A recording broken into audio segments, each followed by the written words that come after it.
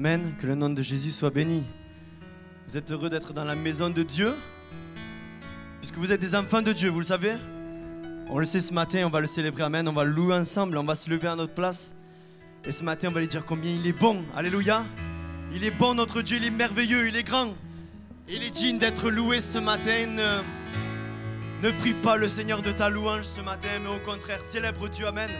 Et élevons nos voix afin qu'il reçoive cette louange comme ce parfum doux et agréable, alléluia.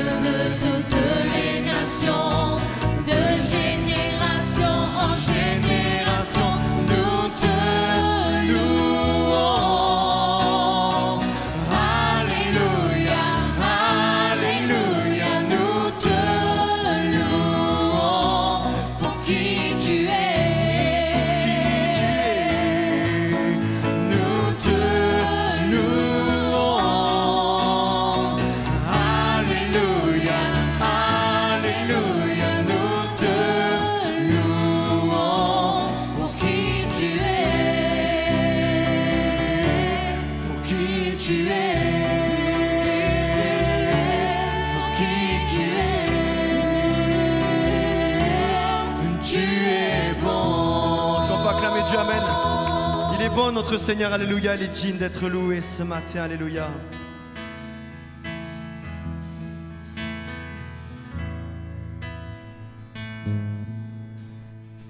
Nous voici, Seigneur, prêts à t'adorer. Nous voici, Seigneur, amen. Viens remplir nos cœurs, remplir nos cœurs. Nous sommes assoiffés.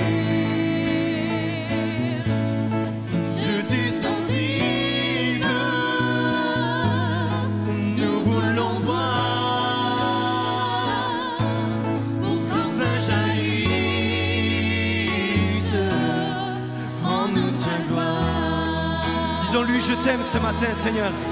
Je t'aime et j'aime te sentir près de moi. Oui, je t'aime et j'aime entendre ta voix. Me voici, Seigneur, prêt à t'écouter.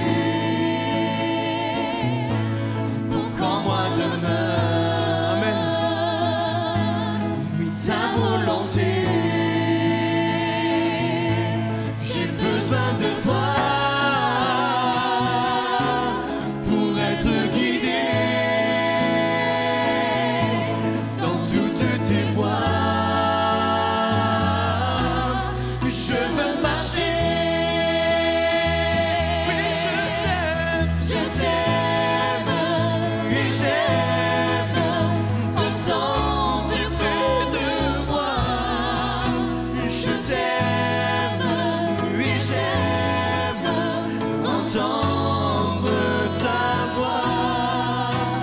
Je t'aime et j'aime te sentir près de moi. Je t'aime et j'aime entendre ta voix. Nous voici, Seigneur.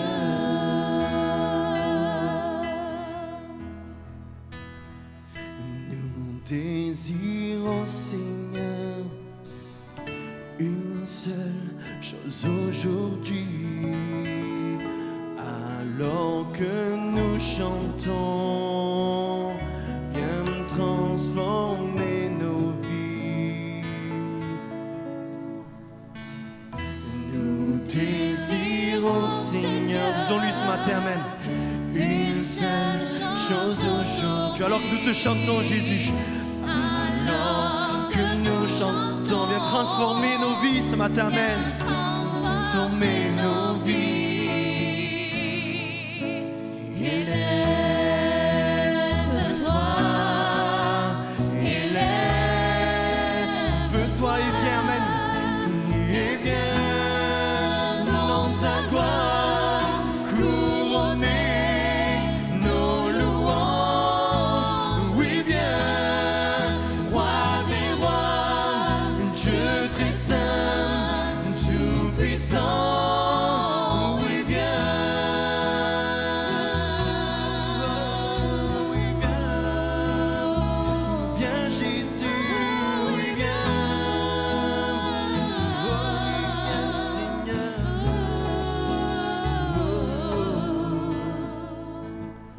Nous désirons, Seigneur, une seule chose aujourd'hui. Alors que nous chantons, viens transformer nos vies. Disons-lui, lève-toi ce matin, amen. élève-toi,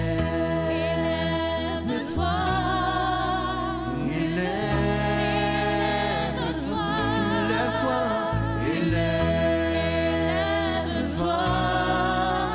élève-toi, élève-toi, élève-toi, élève-toi, encore une fois, élève-toi, Seigneur, amen. Élève-toi, élève-toi, et viens dans ta gloire couronner nos louanges. Oui, viens, roi des rois, Dieu très saint, tout puissant. Oui, viens.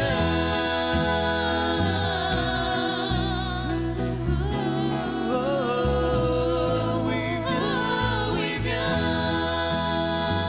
Viens, Jésus, règne en moi, Seigneur. Oui, viens.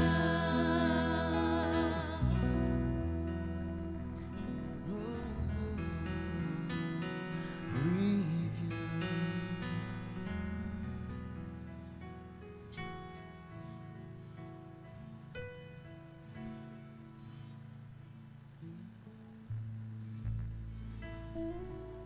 Seigneur, nous sommes là ce matin. Nous t'avons appelé par ces chants. Nous savons que tu es là, Jésus. Et parce que tu es là, Seigneur, alors nous sommes dans la joie, Seigneur. Parce que tu es là, nous sommes visités par le Saint-Esprit. Parce que tu es là, nous sommes renouvelés. Amen. Parce que tu es là, Seigneur Jésus. Nous sommes comblés de ta présence, Jésus. Et ce matin, nous voulons chanter vraiment les merveilles de ta gloire. Amen. Nous voulons chanter combien tu es grand, Jésus. Combien tu es digne de louange ce matin, Seigneur. Amen. Nous voulons célébrer ton nom, ta victoire ce matin. Alléluia.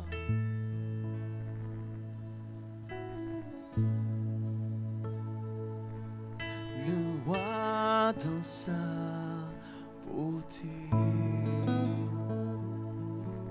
vêtu de majesté, la terre est dans la joie, la terre est dans la joie.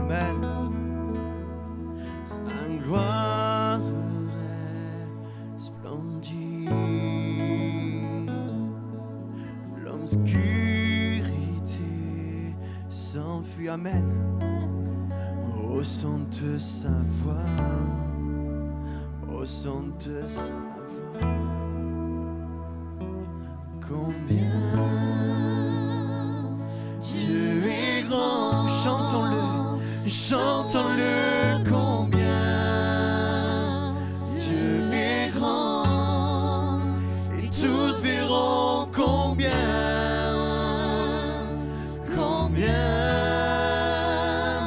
Dieu est grand.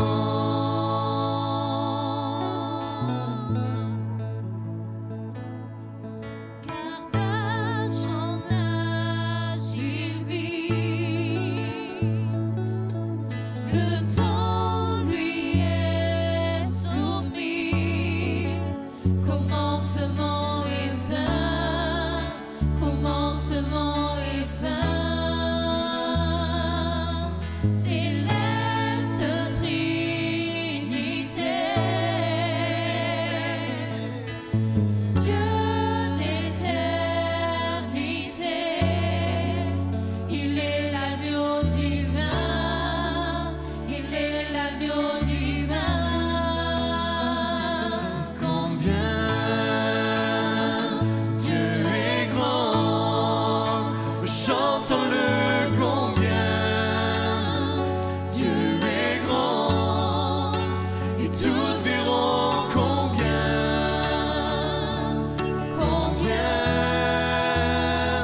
Dieu est grand.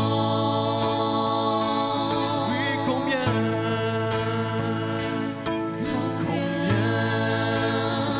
Dieu est grand, chantons-le, combien Dieu est grand, et tous verront combien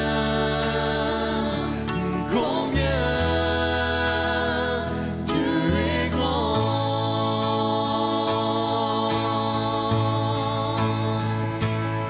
Son nom est tout puissant, digne de louange. Oui, je chanterai combien Dieu est grand. Oui, son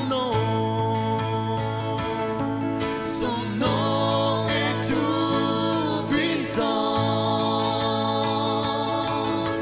digne de louange. Je chanterai combien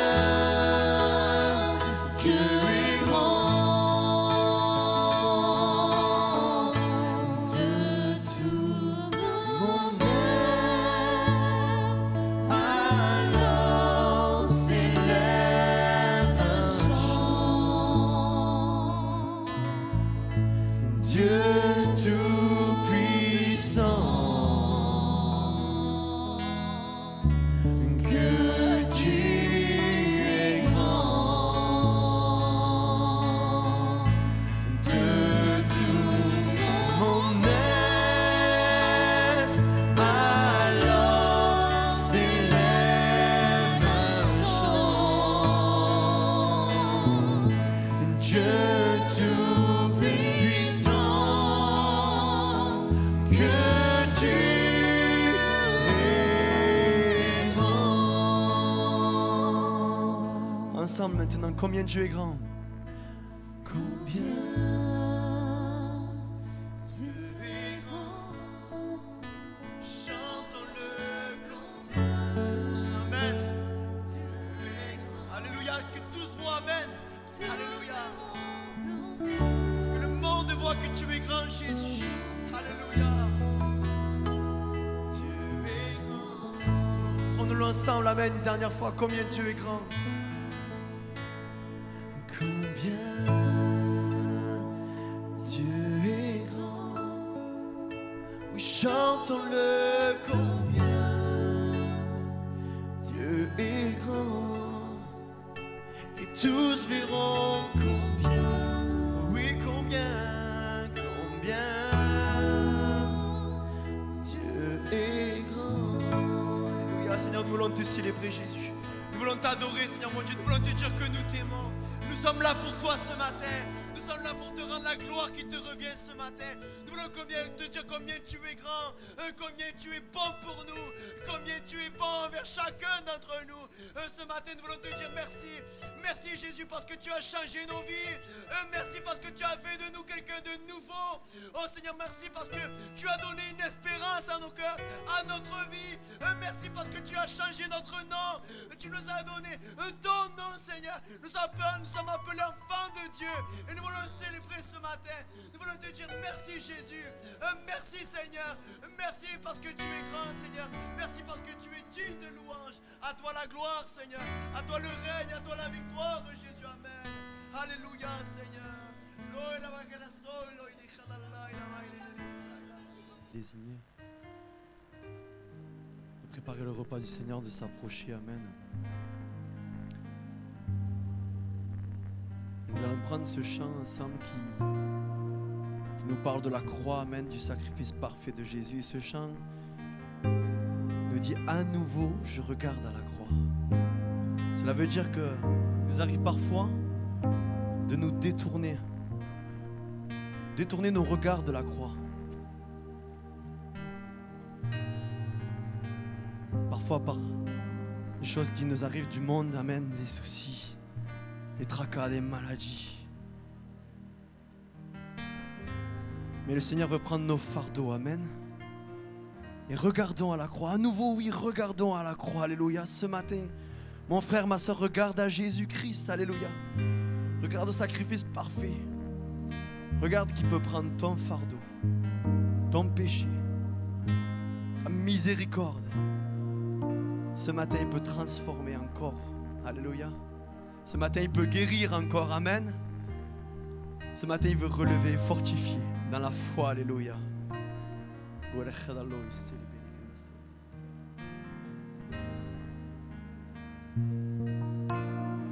Amen, Jésus.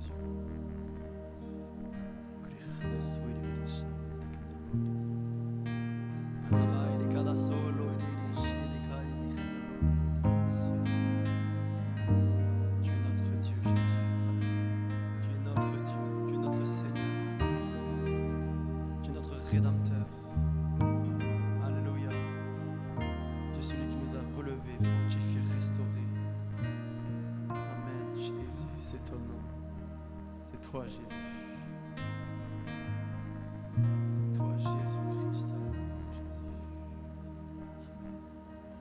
Alléluia.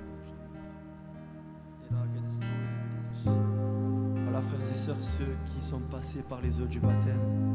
Comme nous l'enseigne la parole de Dieu, amen. Et levons-nous à nos places et nous allons partager le repas du Seigneur, amen. Ne faisons pas ça comme une habitude, mais réalisons bien complètement le parfait Jésus-Christ, le sacrifice parfait de Jésus, amen.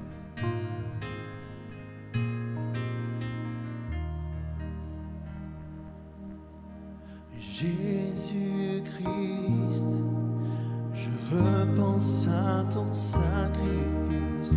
Tu t'es humilié jusqu'à la mort. Bien souvent, ce temps de vie m'a bouleversé. J'en suis ému à nouveau. Et j'en suis ému à nouveau. À nouveau je regarde à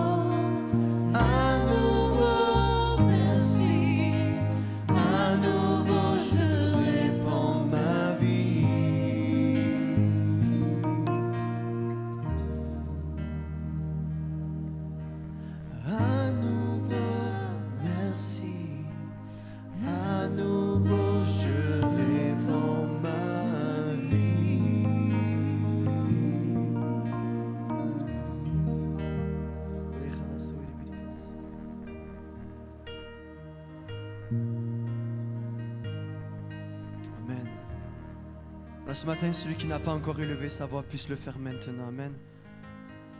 Dis mon frère, dis ma sœur, merci pour la croix. Avec simplicité, mais avec un cœur frais. Amen.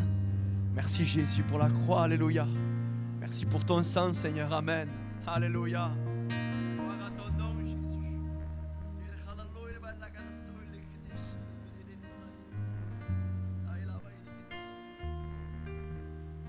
Sois béni ce matin. Amen.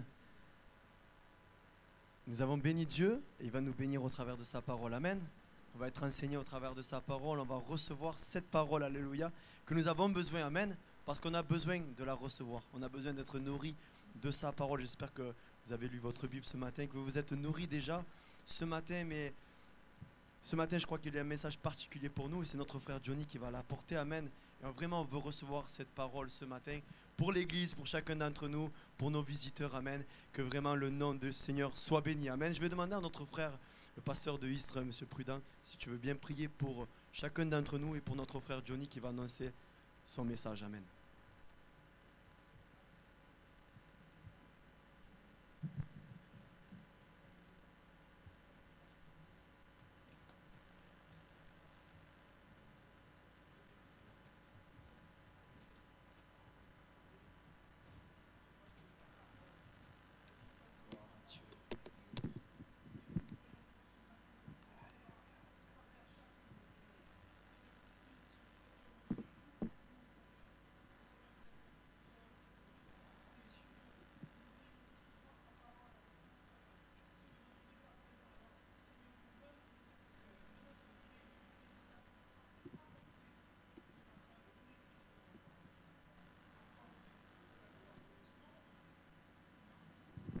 Amen, alléluia. Gloire à Dieu. Vous allez bien? Amen. Ouais, tout le monde va bien, ça va? Ok, super. En tout cas, très heureux d'être avec vous encore ce matin. Bonjour à ceux que je n'ai pas vus. On est arrivé un peu en retard, donc du coup, il y en a beaucoup que je n'ai pas vus. C'est ça d'être en vacances, on n'est plus... Bon, sans commentaire. Alors en tout cas, on est très heureux d'être là. C'est vrai que c'est une église qui est chère à mon cœur. On aime revenir quand on vient en vacances, venir ici. Je remercie Sébastien pour la confiance qu'il m'accorde. Je ne sais pas s'il a raison, mais la confiance qu'il m'accorde en tout cas de vous apporter la parole de Dieu ce matin. Et vraiment, on prie pour vous, église de Pézenas, pour Sébastien, pour Sandrine, cette nouvelle orientation, que le Seigneur les bénisse là où il les conduira. Qu'il puisse être une bénédiction là-bas comme ils l'ont été ici. Est-ce que je peux entendre un grand amen? Alléluia, gloire à Dieu. Alors le message que j'aimerais partager avec vous ce matin, c'est persévérer même quand rien ne va plus. Je ne sais pas si ça vous est déjà arrivé dans vos vies d'avoir des moments où vous avez l'impression que tout est fermé, tout est bloqué autour de vous, que plus rien ne va. J'aimerais vous raconter un peu cette expérience qu'on a vécue il y a un peu plus de 2 ans maintenant avec mon épouse avant d'ouvrir la parole de Dieu ensemble.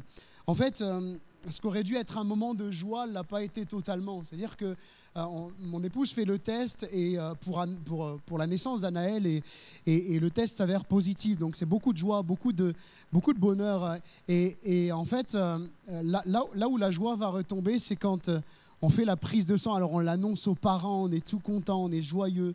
Et la prise de sang s'avère négative. On regarde sur Internet et sur Internet, ils sont clairs, ils disent qu'il n'y a aucune chance possible parce que les prises de sang, il n'y a rien de plus fiable en fait. C'est même plus fiable qu'un test. Alors on ne sait plus, on passe dans tous nos états, on ne sait plus quoi penser, on ne sait plus où est-ce que ça va nous conduire. Est-ce que finalement Laetitia est enceinte ou est-ce qu'elle ne l'est pas? Est-ce qu'on va avoir un enfant ou est-ce qu'on ne va pas en avoir? Nos pensées sont perturbées et on ne sait pas trop quoi penser. Et à un moment, je lis dans ma lecture quotidienne, dans Romains chapitre 4, verset 17. Vous savez, il y a des textes, on va les lire des tonnes de fois, on va lire ces textes et ça ne va pas nous parler plus que ça. Mais à un moment, quand une promesse de Dieu vient surgir, il y a quelque chose qui se passe. Vous savez, notre cœur commence à se mettre à battre et on sent que cette promesse, elle est pour nous. Alors, dans Romains 4, 17, c'est écrit « Je t'ai établi père ». Et mon cœur se met à battre. Je sais que, alors pas père d'une multitude, enfin je pense pas, mais en tout cas, je t'ai établi père. Et dans mon cœur, je me dis « Mais Seigneur, c'est pas possible parce que cette prise de sang dit que Laetitia n'est pas enceinte ». Et on fait le deuxième test, et là, ça s'avère, donc le deuxième test s'avère positif. Ensuite, la prise de sang s'avère positive, et on se réjouit et on se dit avec humour que la première prise de sang, ils ont dit que c'était une erreur. Donc on se dit, la pauvre mamie de 85 ans qui va apprendre qu'elle est enceinte, ça va lui mettre un coup. Mais la veille de la première échographie, on a fait une échographie un peu, je dirais un peu précoce, et la première échographie, en fait, la veille, je lis dans la parole de Dieu, je lis dans Ésaïe 43, verset 2, « Si tu traverses les eaux, je serai avec toi, tu ne te noieras pas, et si tu marches dans le feu, tu ne te brûleras pas. » Et vous savez, avant de m'endormir, je lis ce texte et je dis, « Seigneur, qu'est-ce qui va encore se passer? Qu'est-ce qui va encore se passer ?» Et on va à l'échographie, elle cherche, elle nous semble très long, les secondes, les minutes nous semblent interminables, pour entendre la gynéco dire, « Écoutez, je ne trouve rien. Je ne trouve rien. » Donc soit c'est encore précoce pour que je le voie, soit madame, vous faites une fausse couche. Et là, notre cœur commence à s'agiter, mais le texte biblique me revient, il ne me lâche pas. Ces deux textes que j'ai lus me suivent en fait. Et dans mon cœur, je dis, Seigneur, si ça vient de toi, eh bien c'est toi qui vas faire. Mais je vous avoue que là, on n'est pas bien à ce moment-là. Le cœur est contrarié, le cœur est agité, le cœur est stressé, le cœur est dans le doute. Et si on vous dit qu'un chrétien ne doute jamais, eh bien, on vous a raconté des salades. Parce qu'un chrétien doute, mais un chrétien ne vit pas dans le doute. Amen. Des épreuves, on en a, des difficultés, on en a des moments où on passe par le doute, on en a. Mais le Seigneur est toujours fidèle à sa promesse. Et au bout de quelques temps de recherche, elle dit, attendez. Elle se cachait, elle se faisait désirer, et finalement la joie est là. Alléluia. On est content d'apprendre qu'on va avoir une petite fille, mais on a décidé de l'appeler Anaël parce qu'Anaël signifie Dieu a répondu en hébreu, et nos cœurs se réjouissaient. Et à la naissance, parce que pour couronner le tout, sinon ça serait trop facile, la petite naît. Et quelques secondes après, il l'enlève à maman parce qu'elle ne bouge pas. C'est bizarre, il y a quelque chose de bizarre. Les médecins se regardent, on voit que ça s'agite autour de nous. Et ils commencent à l'apprendre, à l'emmener, à lui mettre des tuyaux. Ils la prennent dans une pièce, il dit « Venez avec moi, monsieur ». Donc je pars avec les médecins et pendant une bonne heure, elle est là, isolée dans une pièce. Je suis encore dans tous mes états et je dis « Seigneur, mais c'est ton enfant, c'est toi qui as voulu qu'elle naisse. Donc Seigneur, fais ce que tu veux ». Et je vous avoue que j'étais pas bien, hein, de savoir mon épouse aussi loin de moi, dans la pièce d'accouchement, toute seule. Mais le Seigneur a béni encore une fois. Le pédiatre, me voyant dans tous mes états, me dit, vous inquiétez pas, ça va aller, elle va bien. Elle a juste eu, voilà, ça avait du mal à prendre, mais ça y est, elle va bien, vous inquiétez pas. J'aimerais encourager quelqu'un ce matin et te dire, si Dieu t'a fait une promesse, Dieu honorera toujours sa promesse. Même si tu doutes, même si c'est dur, même s'il y a des moments... Vous savez, quand la promesse a été faite à Sarah, Sarah a ri. Et combien d'hommes et de femmes de Dieu dans les Écritures ont même parfois douté de la promesse de Dieu. Mais Dieu ne se repent ni de son appel, ni de ses dons. J'aimerais t'encourager, mon frère, ma soeur, et te dire, prends courage. Si Dieu t'a fait une promesse, persévère jusqu'au bout. Le meilleur, avec Jésus, il est pour toi. Alléluia. Et aujourd'hui, le petit bébé a bien grandi, hein. Elle a 1 an et demi, elle se porte bien, elle nous montre qu'elle va bien. Alléluia. Gloire à Dieu. J'aimerais vraiment nous encourager au travers d'une lecture ce matin. Une lecture d'une femme qui va aussi recevoir une promesse de Dieu et va voir cette promesse littéralement mourir devant ses yeux. Cette femme va voir ce que Dieu lui a donné mourir devant ses yeux. Et pourtant, Dieu est capable de ressusciter même ce qui est mort. Même ce qui est mort dans ta vie, Dieu est capable de le ressusciter. Faisons cette lecture ensemble dans 2 Rois, chapitre 4. 2 Rois, chapitre 4. À partir du verset 12. 2 Rois, chapitre 4. À partir du verset 12. 2 Rois 4, 12.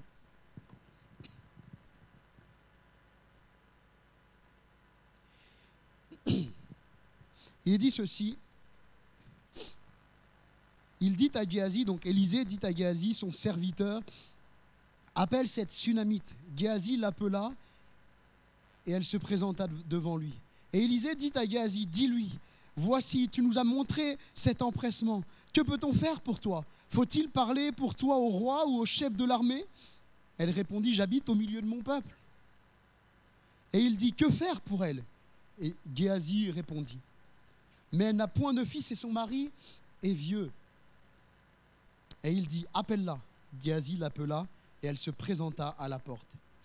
Élisée lui dit, à cette même époque, l'année prochaine, tu embrasseras un fils.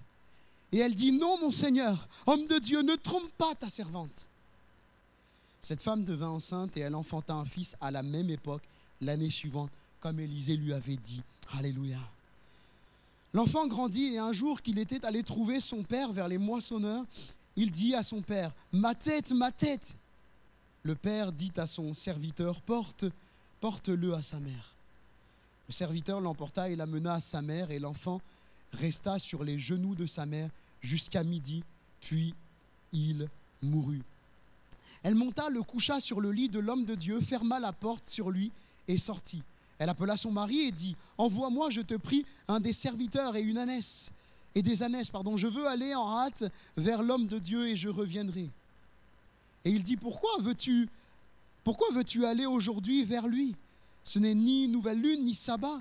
Elle répondit, tout va bien. Puis elle fit sceller l'ânesse et dit à son serviteur, mène et pars, ne m'arrête pas en route sans que je te le dise. Elle partit et se rendit vers l'homme de Dieu sur la montagne du Carmel. L'homme de Dieu, l'ayant aperçu de loin, dit à Géasi son serviteur, voici cette Sunamite. Maintenant, cours donc à sa rencontre et dis-lui, te portes-tu bien?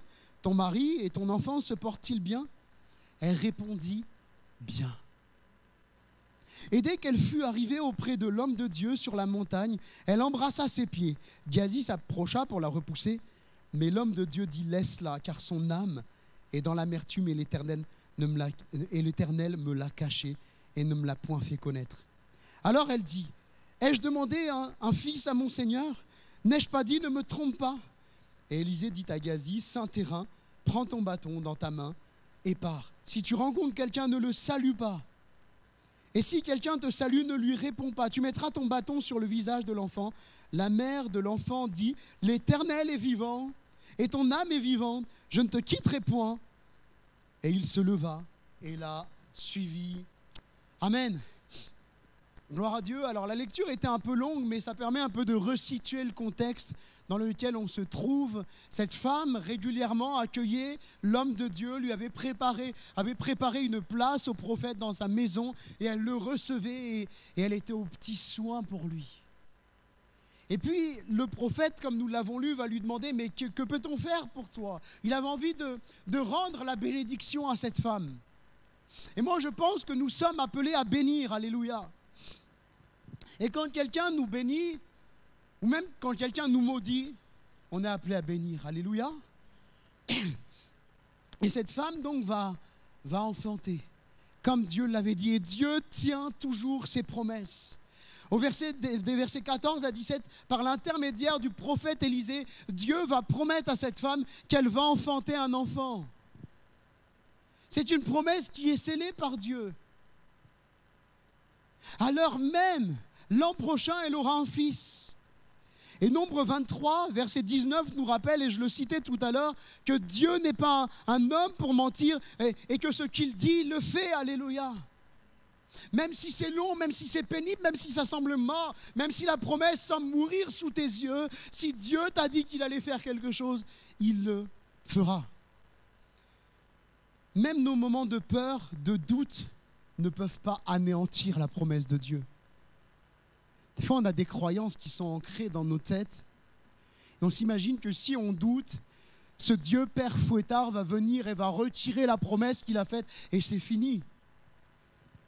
Dieu sait à qui il fait la promesse et il sait comment il fait la promesse. Et je pense qu'il nous connaît assez pour savoir que des moments de doute, on en traversera encore, même si on ne le souhaite pas. Je ne sais pas vous, mais moi, je souhaite douter le moins possible. Pourtant, de dire que je ne doute jamais, je serai un menteur. Elle répondit à l'homme de Dieu, au prophète, « Mon Seigneur, homme de Dieu, ne me trompe pas !» Quel sentiment, quelle émotion elle a pu ressentir à ce moment-là? Je me suis posé la question en lisant ce texte, est-ce que le doute est venu? Mais s'il me dit quelque chose et qu'en fait il me trompe, que ça ne se réalise pas, et si Dieu est en train de me faire une promesse et qu'en fait je ne la vois pas s'accomplir, et en plus si par malheur j'en ai parlé autour de moi, mais quelle honte! le doute, la peur de ne pas être à la hauteur. Mais tu as vu l'âge que j'ai, tu as vu l'âge qu'a mon mari? Je ne vais pas être à la hauteur, je ne vais pas savoir m'occuper d'un enfant. Et puis Dieu me fait une promesse, il m'a promis qu'il allait me donner ça, il a promis qu'il allait me bénir dans tel et tel domaine, mais je ne suis pas à la hauteur, je ne vais pas réussir. Quand Dieu promet, il nous rend compétents, il nous qualifie. C'est vrai que par nous-mêmes, on n'est pas à la hauteur. Moi, je ne suis pas adepte de ces slogans, saisis ton potentiel et tout. Moi, je n'ai pas de potentiel, moi. Je n'ai rien sans Christ. Paul, il dit que Christ est ma vie, Christ c'est notre tout. Si Christ ne nous avait pas sauvés, on a beau avoir le plus beau potentiel du monde ou être des artistes innés, mais qu'est-ce que c'est? Si on n'a pas Christ dans nos cœurs, on n'a rien. C'est Christ notre vie. Et c'est vrai qu'on ne sera jamais à la hauteur devant les promesses de Dieu, devant le Seigneur. On ne sera jamais à la hauteur et Dieu le sait. Mais c'est lui qui nous qualifie, c'est lui qui nous rend compétents. Ce que toi, tu ne peux pas faire, Dieu le fera. Là où toi, tu ne te sens pas à la hauteur, Dieu te bénira, Dieu t'aidera. La résignation, ça fait trop longtemps. Ça fait trop longtemps que j'ai espéré avoir un enfant. Ça fait trop longtemps que j'ai prié pour ça. Ça fait trop longtemps que j'ai attendu et il n'y a rien qui est venu. Alors maintenant, je me fais à l'idée que je n'aurai pas d'enfant. Je me fais à l'idée que ce n'est pas possible. Même quand ça fait trop longtemps, si Dieu t'a fait une promesse, il l'accomplira. Nous pouvons être faibles, mais la promesse de Dieu, elle est infaillible, elle n'est pas faible. Parce que celui qui l'a faite est tout puissant. Quand des moments difficiles vont arriver, réalise que Dieu tient toujours ses promesses et que celui qui t'a fait la promesse, il est tout puissant. Nous, on est faibles, mais lui, il est tout puissant. S'accrocher à Dieu même quand tout va mal. On peut traverser des moments où tout va mal, mais accrochons-nous tout notre cœur à notre Sauveur, à celui qui nous a sauvés. C'est malheureux d'entendre parfois. Je me souviens, il y a quelques années en arrière, avoir entendu une dame dire « je ne viendrai plus à l'église parce que j'ai demandé quelque chose à Dieu et Dieu ne me l'a pas donné. Dieu n'a pas répondu à mes prières. » Et une situation à peu près similaire, pas totalement la même, mais d'un couple qui s'est accroché à Dieu de tout son cœur et qui a dit « Seigneur, on veut obtenir ça. Seigneur, fais-nous grâce. » Alors que les verdicts tombaient les uns après les autres et que visiblement la situation allait être identique à celle qui a quitté l'église, alors que les noms s'enchaînaient, elle a obtenu ce qu'elle demandait au Seigneur. Mais elle s'est accrochée à son Dieu. Que j'ai la chose ou que je ne l'ai pas, Seigneur, tu m'as sauvé. J'aimerais peut-être dire à quelqu'un ce matin dans la salle qu'un chrétien rétrograde, ça n'existe pas. Dans le cœur du Père, un chrétien rétrograde, ça n'existe pas. Soit tu es un disciple de Jésus, soit tu ne l'es pas. Il n'y a pas de je suis rétrograde, non. Soit tu es un disciple de Jésus, ou soit tu lâches la foi et tu n'es plus un disciple de Jésus. Mais Jésus te tendra toujours la main. Jésus sera toujours là pour que tu puisses revenir. S'accrocher à Dieu même quand la promesse semble morte.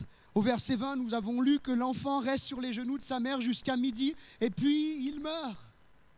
C'est la fin de la promesse, ma soeur. Arrête de t'accrocher à ça. Comme ces hommes qui sont venus voir Jairus et qui lui ont dit « Jairus, arrête d'importuner Jésus. Ta fille, elle est morte. C'est fini, il n'y a pas d'espoir. Arrête d'espérer. » Qu'auriez-vous fait à la place de cette femme?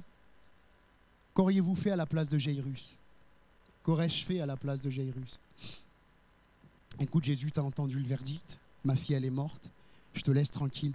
Il y a des gens qui ont plus besoin que moi, que vraiment, bonne continuation, moi je vais aller enterrer ma fille. Cette femme, elle aurait pu enterrer son fils. Il meurt, c'est fini, c'est la fin de l'histoire, on tire un trait. On ne peut jamais tirer un trait d'ailleurs au passage. Je prends mon enfant et je l'enterre.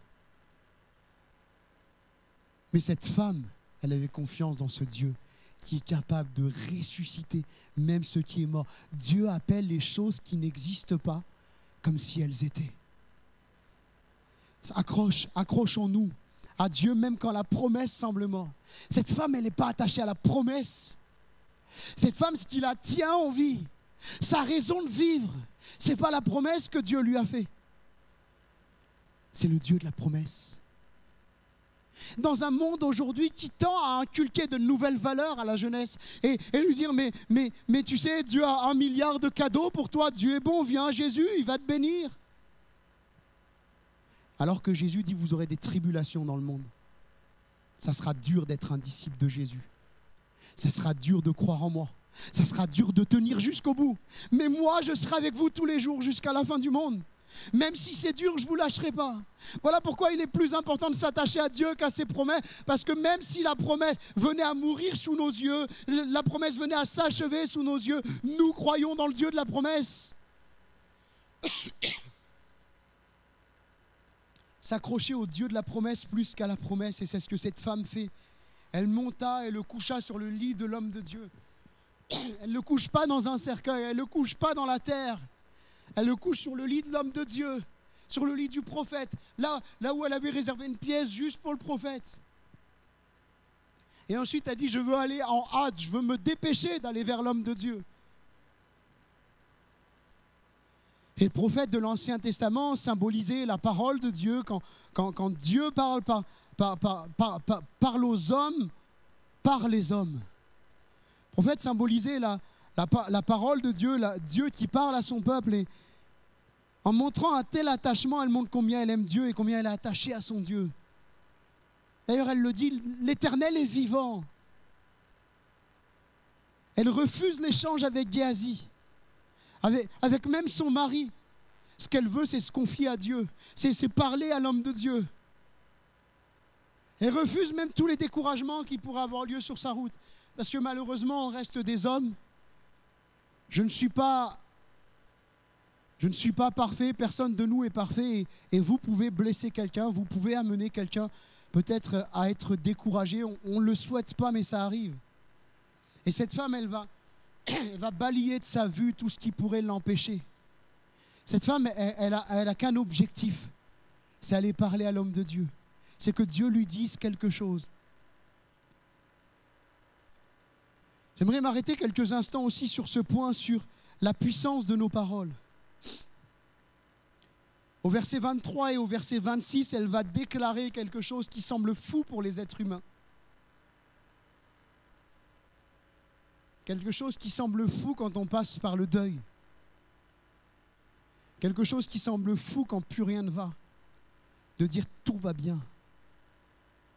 Tout va bien. Est-ce qu'on est capable de dire dans nos épreuves, tout va bien? C'est pas facile, hein? Et moi-même qui vous parle, je serais incapable de dire qu'à chaque fois dans mes épreuves, j'ai pu dire tout va bien. Parce que on sait que la chair, là, elle veut nous amener dans le stress, dans le doute, dans l'angoisse et nous dire non, non, non, non, arrête, tout va pas bien. Tout va bien. Nos paroles, elles ont un impact sur nos vies, elles ont un impact sur ce qu'on pense. Et j'aimerais peut-être m'adresser à quelqu'un et dire n'écoute pas n'importe quoi. N'écoute pas n'importe qui. Ne laisse pas des choses entrer dans tes oreilles. Parce que ce que tu laisses entrer dans tes oreilles, ça va entrer dans ton cœur. Et Dieu te dit garde ton cœur plus que toute autre chose. Il y a des choses, je n'ai pas parlé à Sébastien avant de venir, donc j'ai cette liberté, ça fait un moment que je ne suis plus ici. Il y a des choses qu'on doit refuser dans l'Église. La Bible nous montre que si tu as quelque chose contre ton frère, avant de poser ton offrande, tu vas voir ton frère et tu règles ton problème. Et souvent, on s'aperçoit que les gens aiment parler. Ils aiment parler. Ils aiment livrer leur cœur à n'importe qui, même au premier venu. Ah, t'as vu le pasteur, ce qu'il m'a fait? T'as vu le chrétien là-bas, là, t'as vu ce qu'il dit? Et puis t'as vu comment il parle? Et puis t'as vu comment il s'habille? Et puis t'as vu ceci? Et puis t'as vu cela? Et puis t'as vu ceci? Et puis t'as vu cela? Et puis on déverse notre venin. Mais rappelons-nous que celui qui écoute est tout aussi coupable que celui qui parle. Je crois que des fois, il faut savoir dire aux gens, écoute, je ne veux pas écouter ça. Si tu as quelque chose à voir avec ce frère ou cette sœur ou avec le pasteur ou avec qui que ce soit, va voir la personne et règle tes problèmes. Il faut savoir le faire, hein. C'est dur, on ne va pas se faire des amis. Mais c'est là où on va voir si cette personne-là à qui on dit ça est réellement notre amie ou si elle aime juste parler pour parler. Je pense qu'on peut gérer dans nos vies, dans l'Église, nos conflits de façon spirituelle. Vous êtes d'accord avec ça? Vous savez qu'un des services importants dans l'Église primitive a démarré alors qu'aurait pu naître une division. Service de diacre.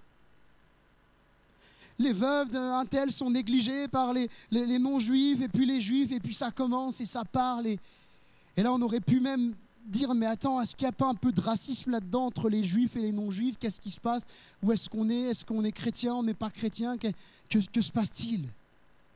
Il y a un conflit qui est en train de naître dans l'Église entre deux clans. Ça n'existe jamais, ça. Hein. Il n'y a que dans la Bible qu'on voit ça. Un conflit qui est en train de naître entre deux clans. Et moi, je bénis le Seigneur pour l'inspiration qu'ont eu ces hommes de Dieu, là, ces apôtres, et qui vont devoir faire une médiation, ils vont devoir trancher. Au passage, les apôtres, de quelle origine sont-ils? Sont-ils grecs, non-juifs, ou sont-ils juifs? Ils sont juifs. Vous connaissez le dicton, on prêche pour sa paroisse. Ils auraient pu dire, bon, écoutez, vous exagérez. Déjà, vous n'êtes pas juifs. Et en plus, là, vous venez un peu grappiller sur les biens des juifs. Quand même, arrêtez un petit peu. Non, ils ne vont pas agir comme ça. Ils les traitent comme leurs frères en Christ. Et ils vont faire une médiation, quelque part une médiation. Et de là va naître le service de diacre. Choisissez parmi vous. Nous, on ne va pas. Dieu nous a appelés à prêcher la parole. Dieu nous a appelés à enseigner le peuple. Dieu nous a appelés à évangéliser. Si on commence à servir aux tables, on va se disperser. Non pas qu'il y ait un service plus important qu'un autre, mais on ne peut pas se disperser. La parole de Dieu est bout dans nos cœurs. Donc choisissez parmi vous des personnes qui soient capables, personnes remplies de l'esprit, de qui on rende un bon témoignage. Et ça, c'est important. C'est important de qui on rende un bon témoignage qui soit rempli de l'esprit. Parce que si on ne rend pas un bon témoignage, personne, on sert dans l'église, alors oui, on a notre petit service, on est là, on sert, on est là dans l'église, on est actif, mais si on ne rend pas un bon témoignage, ne nous trompons pas, ceux du dehors et même nos familles nous voient. Et au-delà de ça, Dieu nous voit. Et je pense que pour servir, il faut avoir cette approbation dans le témoignage, être rempli du Saint-Esprit, rempli de l'Esprit. Je ne sais pas pourquoi je dis ça ce matin, mais j'aimerais peut-être même encourager quelqu'un qui peut-être est dans un service dans l'église. Tu sers peut-être dans un service, tu dis non mais ça c'est un petit service, je fais le ménage, je suis à la garderie, je m'occupe. Mais il n'y a pas de petit service avec le Seigneur. J'aimerais te dire, si tu n'es pas encore rempli du Saint-Esprit, demande-le au Seigneur jusqu'à ce que tu l'obtiennes. Tant que tu ne l'as pas obtenu, continue, persévère.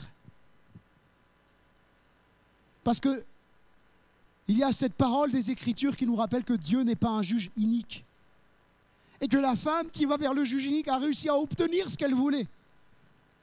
Dieu te donnera, Dieu te remplira du Saint-Esprit. Et je crois que ce matin, là où tu es, Dieu est capable de te remplir du Saint-Esprit. Et que tu parles en langue. Que la puissance du Saint-Esprit descende sur ta vie. Alors la puissance de nos paroles, je me suis un peu égaré. Je pense qu'il est bien de veiller sur nos paroles. D'ailleurs, pas que sur nos paroles, je dis sur nos oreilles, mais aussi sur nos yeux. J'ai l'impression, je ne sais pas ce que vous en pensez, pas forcément à Pézenas, mais quand on regarde le monde chrétien en général, que la sanctification, c'est un principe qu'on a pris, on l'a mis à la poubelle, on dit c'est pas intéressant. J'ai même entendu un jour quelqu'un dire que la sanctification, le mot sanctification en grec et le mot sectarisme, c'était le même mot. Pour dire si tu recherches la sanctification, c'est que tu es sectaire. Le mot sanctification, c'est agiasmos. Le mot sectarisme, c'est eiresis. Donc ce n'est pas les mêmes mots. Et ce que Dieu veut, c'est votre sanctification, la parole de Dieu nous dit. Sans la sanctification, nul ne verra le Seigneur. Et Dieu dit, vous serez saints comme je suis saint. Et il y a des choses en tant que chrétien qu'on n'a pas le droit de regarder. Et c'est pas la peine d'aller voir ton pasteur et lui dire qu'est-ce que je dois regarder, qu'est-ce que je dois pas regarder, qu'est-ce que je dois écouter, qu'est-ce que je dois pas écouter, Sébastien. C'est toi dans ton cœur, ta relation avec Dieu. Un jour, un jeune vient me voir et me dit « Johnny, t'es pasteur, j'ai une question à te poser. Est-ce que je peux me faire tatouer ?» T'as déjà eu cette question, Sébastien? Pose pas de question, moi c'est bien comme ça. J'ai répondu à ce jeune, est-ce que tu as demandé à Dieu? Est-ce que tu as demandé à Dieu? Est-ce que tu viens me poser une question? Je suis prêt à te répondre, à te donner des éléments, à te dire ce que la Bible dit. En tout cas, à chercher avec toi dans les Écritures ce que la Bible dit. Mais est-ce que tu as demandé à Dieu? La Bible dit que ton corps, c'est le temple du Saint-Esprit. Donc tu ne fais pas ce que tu veux de ton corps. Ton corps, il appartient à Dieu. Donc avant d'utiliser d'une quelconque manière ton corps, eh bien demande à Dieu ce qu'il en pense. Est-ce que je peux faire ça avec ton temple? La sanctification. Sans la sanctification, nul ne verra le Seigneur. Et je crois que nous devons veiller sur nos paroles, sur nos regards, sur tout ce qu'on peut laisser et qui pourrait prendre racine dans notre cœur. Un jour, un grand sage a dit: il vaut mieux tuer un monstre quand il est petit que quand il est grand. Ce grand sage se reconnaîtra. Il est chauve et barbu. Il y en a plein ici qui me disent. C'est vrai, il vaut mieux tuer un monstre quand il est petit que quand il est grand. Ne laisse pas quelque chose entrer dans ton cœur que tu ne pourras pas faire ressortir. Et cette femme-là, cette Sunamite, elle se refuse de croire que c'est fini. Elle se refuse de croire que son enfant est mort. Et certains diraient, mais arrête d'espérer, t'espères pour rien. Et combien de gens ont pu déjà dire, mais ça sert à quoi de croire en Dieu? Tu perds ton temps. Fais autre chose. Profite de ta jeunesse. Je me suis converti à 15 ans, je crois que j'ai jamais autant profité de ma jeunesse que depuis que je suis chrétien. Parce que c'est bon d'être chrétien. Alléluia. C'est bon d'appartenir à Jésus. Et certains, peut-être ce matin, quelqu'un se dit, moi je ne veux pas devenir chrétien parce que je ne pourrais pas faire ça. J'aurais plus le droit de faire ci, j'aurais plus le droit de fumer, j'aurais plus le droit d'aller avec les potes en boîte, j'aurais plus le droit de faire ça, j'aurais plus le droit de faire ça. C'est un mauvais calcul, ça. Arrête de penser avec ta tête. Si Dieu te parle à ton cœur, eh bien laisse Dieu toucher ton cœur et donne ton cœur à Jésus. Alors, repens-toi de tes péchés, dis Seigneur, maintenant j'abandonne ma vie passée, je te donne ma vie, je te donne tout, je décide de vivre pour toi. Et maintenant je me convertis à Christ et j'abandonne ma vie passée. C'est pourquoi que c'est un mauvais calcul, parce que la Bible dit que ses commandements ne sont pas pénibles. Des fois Dieu nous a demandé de lâcher des choses. Et même Dieu des fois nous a même pas demandé de lâcher des choses. Mais dans notre cœur on l'a compris. On a compris que c'était plus bon pour nous. On a compris que c'était mauvais pour nos vies. Et on a abandonné ces choses. Jacques chapitre 3 nous enseigne sur la double utilité de la langue. Et il dit que nous pouvons bénir avec notre langue. Mais avec cette même langue, on maudit les hommes que Dieu a créés. On bénit Dieu et on maudit les hommes que Dieu a créés. Mais Dieu nous dit qu'il n'en soit pas ainsi pour nous, disciples de Jésus. Qu'il n'en soit pas ainsi. Utilisons nos langues pour glorifier Dieu plutôt que pour casser les gens. Alors ça ne veut pas dire qu'il ne faut pas dire les choses. La Bible dit, si ton frère a péché, va et reprends-le. Mais les Écritures nous disent aussi de reprendre avec toute douceur. Ah, on a du mal avec la douceur, hein? Mon frère, t'as péché, c'est pas bien, faut arrêter. C'est doux ça, dis donc. Ça donne envie. Mais vraiment, je crois qu'on peut reprendre quelqu'un qui a péché, qui a mal fait, qui a mal agi, en toute douceur. Donc ça ne veut pas dire, quand je dis de notre langue casser les autres, ça ne veut pas dire qu'on ne peut pas reprendre, au contraire. Certains disent, ah mais mon frère, tu vois, je fais ça, mais la Bible, elle dit que on ne faut pas juger, tu sais. Il ne faut pas juger, tu n'as pas le droit de me juger. Tu n'es pas mieux que moi, tu n'es pas parfait. C'est vrai. C'est vrai que dans le sens de juger, dans le sens de casser, de détruire, de condamner, de mettre une condamnation, on n'a pas à faire ça. Par contre, la Bible dit que l'homme spirituel juge de tout. Donc on est amené à examiner. Et si quelqu'un fait quelque chose de mauvais, eh bien on doit lui dire dans l'amour du Seigneur pour qu'il se corrige, qu'elle se corrige. Moi, je bénis Dieu pour les gens qui ont été placés sur ma route et qui m'ont repris. Vous m'auriez vu quand je me suis converti. Il y a du boulot, hein, Sébastien. Il m'a vu quelques années après ma conversion, il y avait du boulot. Je disais pas une phrase sans dire un gros mot. Pas une phrase. Et je me dis, les pauvres chrétiens qui étaient là, qui Dieu a placés sur ma route, qui n'arrêtaient pas de me dire, Johnny, c'est un gros mot, ça, Johnny, c'est pas, là, c'est pas vraiment un gros mot, mais tu sais, c'est un peu familier, ça se dit pas trop. Et il y a du boulot. Hein. Veillons sur nos paroles aussi, dans les grossièretés qui peuvent sortir de nos bouches. Aujourd'hui, dans le monde, de dire « Ah, c'est et puis je passe », c'est pas un gros mot, c'est amical. Mais est-ce que ça a sa place dans l'Église quand on regarde l'étymologie de ce mot-là? Il y a des mots qu'il n'y a pas à avoir dans nos bouches. Je le crois de tout mon cœur. Veillons sur nos paroles, veillons sur nos cœurs. Et je vais terminer pour ne pas être long ce matin. Les promesses de Dieu sont parfaites. Les promesses que Dieu fait sont parfaites. Dieu avait promis un fils à cette femme. Et Dieu lui a donné un fils. Dieu ne se repent jamais de son appel ni de ses dons. Même si aujourd'hui tout demande que c'est mort, ne lâche pas l'affaire. Ne lâche pas. Continue de prier, continue de t'attacher à Dieu. Jairus, alors qu'on vient le freiner sur la route. Cette femme, alors que Géasi vient à sa rencontre et qui cherche même à l'enlever après. Il cherche à l'enlever de l'homme de Dieu. Pousse-toi. Arrête, enlève-toi de l'homme de Dieu. Cette femme, elle reste accrochée là, elle embrasse ses pieds. Parce que ce qu'elle veut, c'est voir Dieu agir dans sa vie. Les promesses de Dieu sont parfaites. Dieu est fidèle à ses promesses. Et vous savez, on entend parfois des messages, Dieu fait des promesses, Dieu est fidèle à ses promesses, Dieu est bon, Dieu a des promesses pour toi, Dieu, et toi, et moi. Est-ce que je suis fidèle aux promesses que je fais au Seigneur? Peut-être qu'il y a quelqu'un au milieu de nous qui avait dit, Seigneur, je te suivrai jusqu'au bout. Et puis là, t'en as un point où tu te dis, mais je ne sais même plus si je suis chrétien, je vais tout abandonner, ça ne sert à rien. Elle est où la promesse que tu as faite à Dieu? Elle est où la promesse que tu as faite quand tu t'es engagé par les eaux du baptême? Et même avant, quand tu t'es converti, elle est où? Tu l'as mis où, cette promesse? Dieu te dit ce matin, accroche-toi à moi, même si c'est dur, même si c'est mort, accroche-toi à moi. Et vous savez, moi, quand je rencontre des moments difficiles, je me dis, mais Seigneur, je n'ai pas le droit d'abandonner. Même si j'en peux plus, même si les larmes sont sur mes yeux, je n'ai pas le droit d'abandonner. Parce que toi, tu n'as pas abandonné pour moi.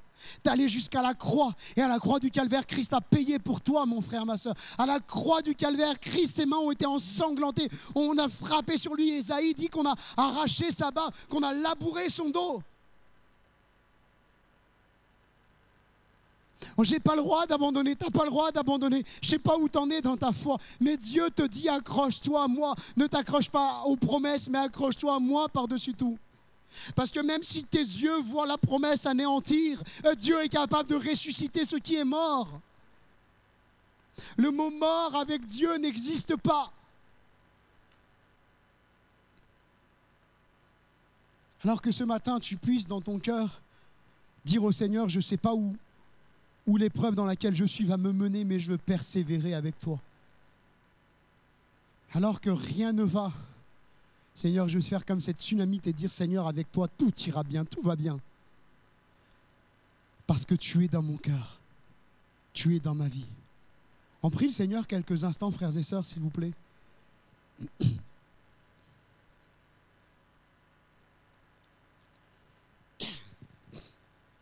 J'aimerais prier pour quelqu'un ce matin qui, premièrement, a besoin de donner son cœur au Seigneur et jusque-là, tu as hésité. Tu n'as pas voulu le faire. Tu étais toujours en train de faire des calculs, comme je le disais tout à l'heure. Mais si je me convertis, et puis ceci, et puis cela, qu'est-ce que va penser ma famille, et puis ceci, et puis cela. J'aimerais te dire une chose. Ce matin, garde tes yeux fermés et ne regarde surtout pas autour de toi. Et j'aimerais inviter tous ceux qui ont encore leurs yeux ouverts à fermer vos yeux pour ne bloquer personne. Que tu ne sois pas un obstacle pour celui qui est à côté de toi et qui peut-être va voir ton regard le croiser et dire non, je ne me lève pas, j'ai honte. J'aimerais te dire, si tu as besoin de donner ton cœur à Jésus, tu peux le faire ce matin. Je vais t'inviter à te lever à ta place et je vais prier pour toi. mais te lever avec foi que Dieu est capable de changer ton cœur et ta vie. Peut-être tu te sens sale, peut-être tu te sens pas propre, peut-être tu as honte de ce que tu es, peut-être tu as honte de ce que tu as fait, ce que tu as dit, ce que tu as regardé, aux choses que tu as touchées. J'aimerais te dire, Dieu est capable de te laver instantanément si tu demandes pardon de tout ton cœur. Alors simplement, tu te lèves à ta place et je vais prier pour toi. Est-ce qu'il y a quelqu'un ce matin qui veut rencontrer Jésus? Est-ce que quelqu'un ce matin veut dire, c'est bon, j'abandonne ma vie, ça va peut-être pas être facile, je vais peut-être avoir des moments difficiles, mais ma vie, elle est pour toi, Christ. Eh bien, lève-toi à ta place, je vais prier pour toi. J'aimerais poursuivre aussi dans cet appel. S'il y a quelqu'un qui a besoin, peut-être tu traverses des moments difficiles, peut-être tu es en train d'abandonner la foi même. Parce que tu as demandé quelque chose à Dieu et Dieu ne te l'a pas donné. Et peut-être que même tu es rentré dans ce lieu en disant, si Dieu ne me parle pas ce matin, je ne reviendrai plus à l'église, j'abandonne la foi. Eh bien, ce matin, demande pardon au Seigneur pour ces pensées qui sont venues dans ton cœur. Et lève-toi et je vais prier pour toi. Est-ce qu'il y a quelqu'un? Amen. Il y a des personnes qui sont en train de se lever. Je vais prier pour vous. Mais commencez à prier à votre place. Commencez à prier pour que Dieu change ton cœur, que Dieu agisse dans ta vie. Je ne sais pas où tu en es avec Dieu, mais Dieu le sait. Et c'est ça qui m'importe. Est-ce que quelqu'un encore aurait besoin? Est-ce que quelqu'un peut-être sent une promesse dans son cœur qui est là? Et puis tu as envie d'abandonner. Presque t'en ris comme Sarah, mais tu as honte d'en rire, tu as honte d'en abandonner. Mais tu veux persévérer. Bien, lève-toi à ta place et je vais prier pour toi. Et crois que le Seigneur fait l'œuvre. Ce n'est pas moi qui fais l'œuvre, c'est le Seigneur qui fait l'œuvre. Personne ne peut faire ce que Dieu fait. Et tu pries à ta place. S'il y a besoin d'une demande de pardon, tu demandes pardon. S'il y a besoin vraiment de persévérer parce que tu te sens faible face à la promesse, eh bien tu dis, Seigneur, viens m'aider, viens au secours de mon incrédulité. Comme cet homme qui dit, mais Jésus, moi je crois en toi, mais viens au secours de mon incrédulité. Parce que là, le doute, il est là dans mon cœur, mais pourtant je crois en toi. Et des fois, on est partagé dans nos cœurs. Il faut dire ce qui est vrai, des fois, on croit dans le Seigneur, mais il y a le doute qui est là où on a honte de douter. Eh bien, lève-toi à ta place, je prie. Et tu pries dans ton cœur, et l'Église prie. J'aimerais vraiment que l'Église, tout à l'heure on a eu un temps de prière, j'aimerais vraiment, c'est des moments devant le Seigneur, que vous m'accompagniez, qu'on soit ensemble un bloc dans la prière. Commencez à élever vos voix tous ensemble, que des voix s'élèvent devant le Seigneur. Commencez à louer Dieu pour ce qu'il est en train de faire. Et j'aimerais dire, s'il y a quelqu'un qui n'a pas donné son cœur au Seigneur, il est encore le temps de le faire. Ne remets pas à demain ce que tu dois faire aujourd'hui, Jésus t'appelle. Tu ne sais pas de quoi demain sera fait. Ça se trouve, tu vas rentrer chez toi ce soir, tu seras mort. La vie ne nous appartient pas. Et Dieu te dit, viens à moi.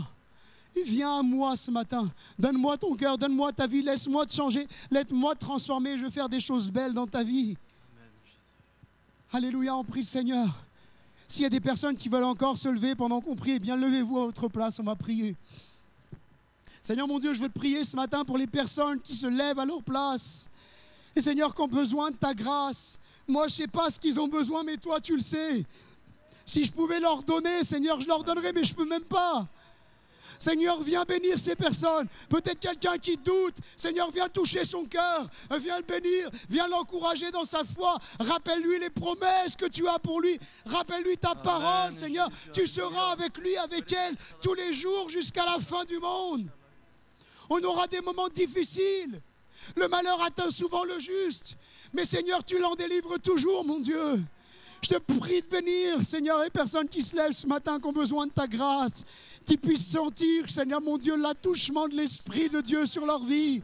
Seigneur, peut-être quelqu'un qui a besoin d'être baptisé du Saint-Esprit et qui n'a pas osé se lever parce qu'il s'est dit, mais le pasteur n'a pas cité ce besoin, mais j'ai besoin d'être rempli. Seigneur, que l'Esprit passe, envoie la promesse, Seigneur. Sur tous ceux qui croient en toi, tu envoies l'Esprit. Seigneur, que le Saint-Esprit tombe sur cette personne et qu'elle parle en langue.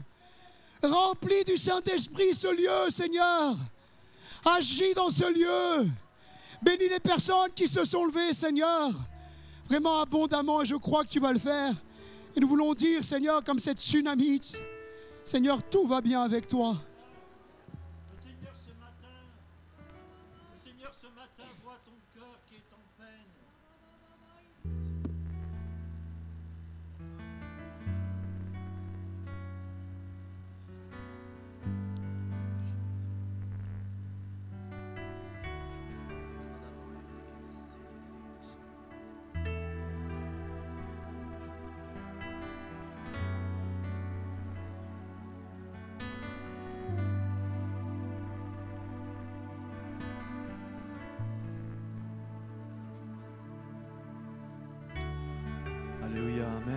pendant ce temps de chant, alléluia, où nous allons rechercher Dieu, continuer à rechercher sa face, amen, à lui demander sa grâce.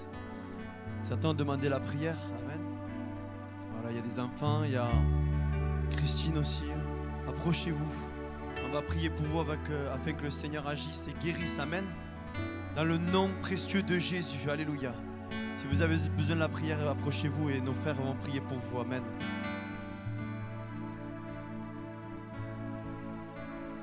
Mon Dieu d'amour, me voici devant toi pour te demander le souffle de gloire.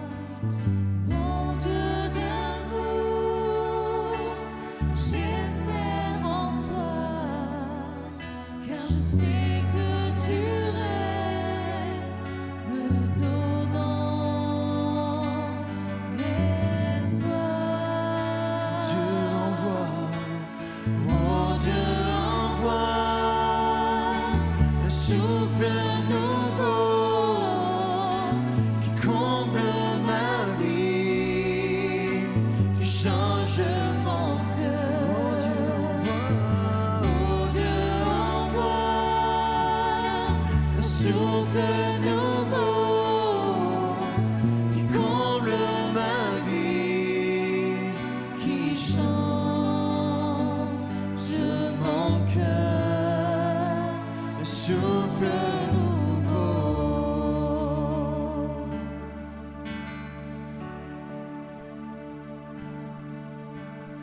Mon Dieu d'amour, me voici devant toi pour te demander le souffle de gloire. Oui, mon Dieu d'amour, Mon Dieu d'amour, j'ai parmi nous, j'espère oh en Seigneur toi, Jésus, car je sais c'est que tu règnes, me donnant l'espoir. Oh Seigneur, oh Dieu envoie le souffle nouveau qui comble ma vie, qui change mon cœur. Oh Dieu envoie le souffle nouveau qui comble ma vie, qui change mon cœur. Oh Dieu envoie le souffle nouveau qui comble ma vie, qui change mon cœur. Oh Dieu envoie le souffle nouveau qui comble ma vie, qui change mon cœur. Oh Dieu envoie le souffle nouveau qui comble ma vie, qui change mon cœur. Oh Dieu envoie le souffle nouveau qui comble ma vie, qui change mon cœur, le souffle nouveau.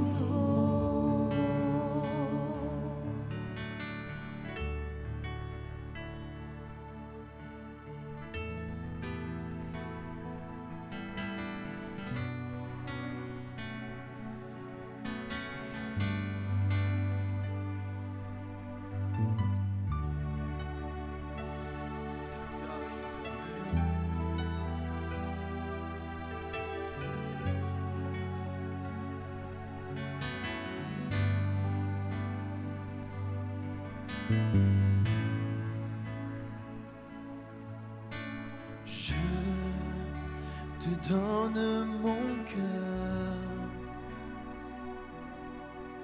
il ne m'appartient plus. Ce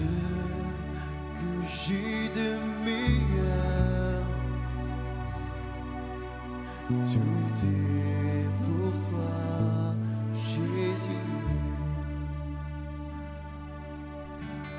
Un parfum de valeur, oh Seigneur, sur toi est répandu. C'est l'offrande de mon cœur. Oui, je suis à toi, Jésus. Prends mon âme, prends mon cœur. Je te donne tout.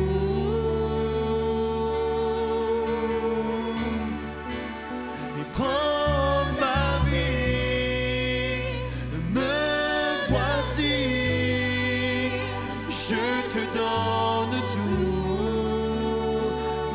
Et prends mon âme, prends mon âme, prends mon cœur. Je te donne tout.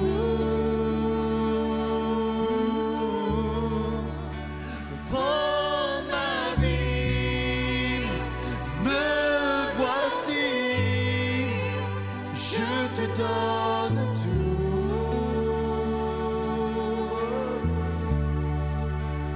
Mon cœur est à toi. Oui, Jésus. Tout à toi. Mon cœur est à toi. Mon cœur est à toi. Tout à toi. Mon cœur est à toi. Mon cœur est à toi. Tout à toi. Tout à toi, Jésus. Mon cœur est à toi. Tout à toi. Tout à toi.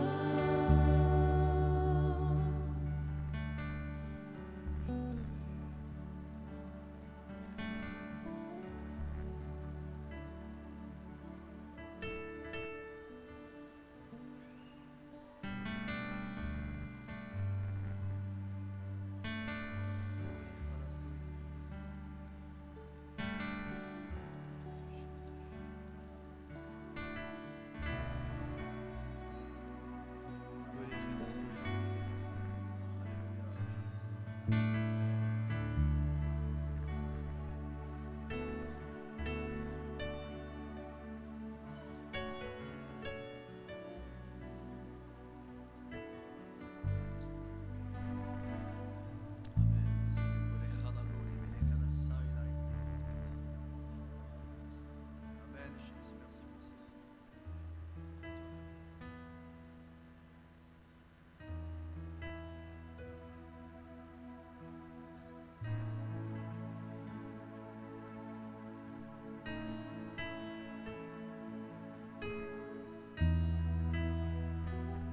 Merci Jésus. Merci parce que tu es là avec nous, Jésus. Amen. Je crois en toi, Jésus.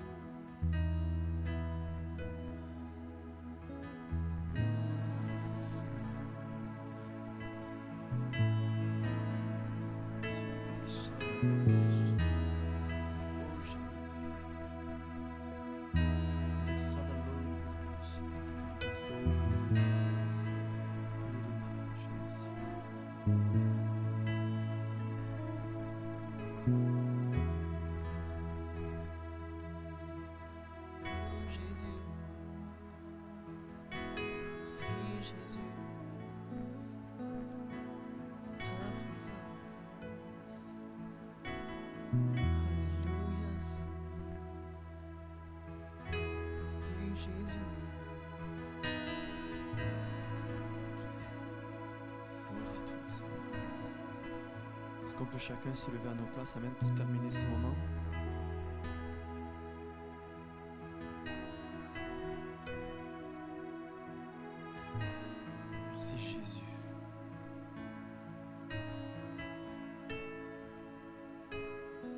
matin, il nous a été parlé d'une promesse, alléluia, et peut-être que tu as reçu une promesse, amen.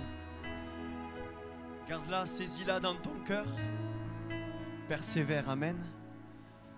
Et il y a une promesse qu'on a tous reçue, et celle-là, c'est la même pour chacun d'entre nous, c'est qu'un jour nos yeux verront sa gloire, amen. Celle-là, elle est pour chacun. On a tous une promesse en particulier, mais celle-là, elle est pour chacun.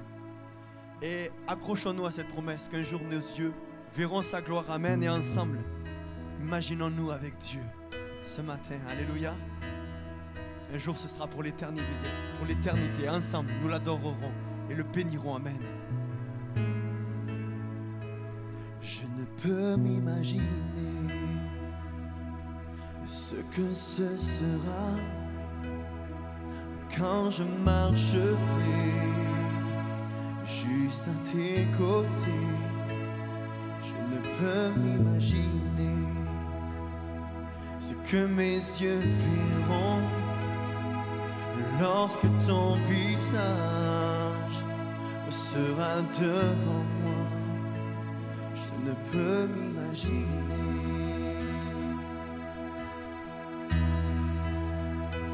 Je ne peux m'imaginer.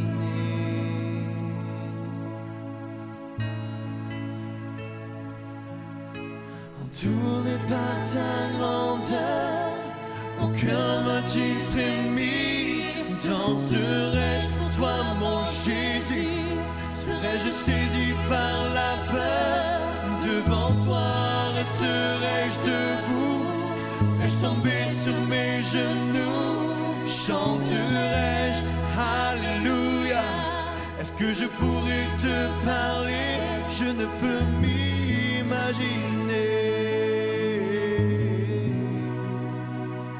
Je ne peux m'imaginer.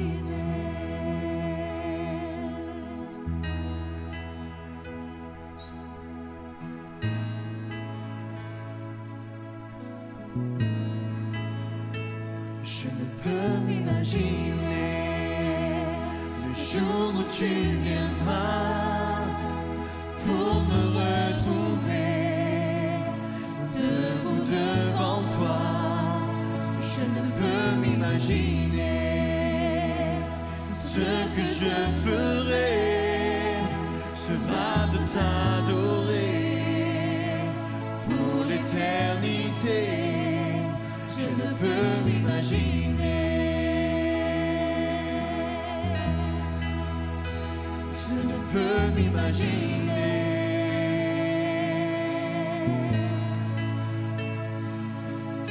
Entouré par ta grandeur, mon cœur va-t-il frémir?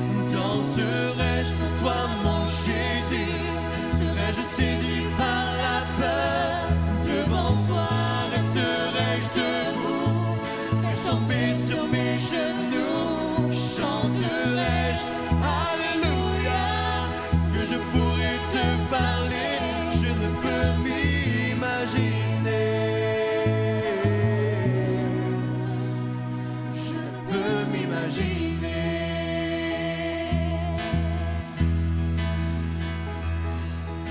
Entouré par ta grandeur, mon cœur va-t-il frémir? Danserai-je pour toi, mon Jésus? Serais-je saisi par la peur? Devant toi, resterai-je debout? Vais-je tomber sur mes genoux? Chanterai-je Alléluia? Est-ce que je pourrais te parler? Je ne peux m'imaginer. Je ne peux m'imaginer. Je ne peux m'imaginer ce que ce sera quand je marcherai juste à tes côtés. Je ne peux m'imaginer.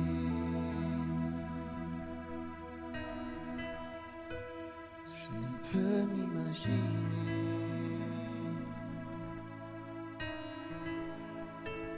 Je ne peux m'imaginer.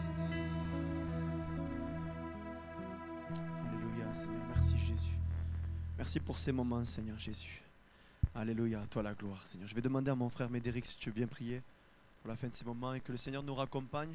Puissiez passer un bon dimanche, amen. Et que Dieu vous bénisse, amen.